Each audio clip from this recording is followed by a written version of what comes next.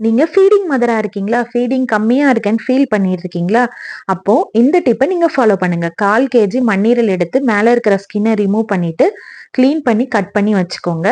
ஒரு நல்ல இரும்பு சட்டில 2 டேபிள் ஸ்பூன் நல்லெண்ணெய் ஆட் பண்ணிக்கோங்க. 1 tablespoon ginger garlic paste add பண்ணிக்கோங்க.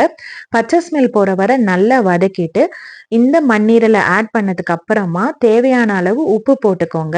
நல்லா மிக்ஸ் பண்ணி விட்டுட்டு, கொஞ்சமா தண்ணி ஊத்தி நல்ல சிம்ல வச்சு க்ளோஸ் பண்ணி வச்சிருங்க. 10 to 15 மினிட்ஸ் இத அப்படியே டிஸ்டர்ப் பண்ணாதீங்க. சூப்பரா குக் ஆயிரும்.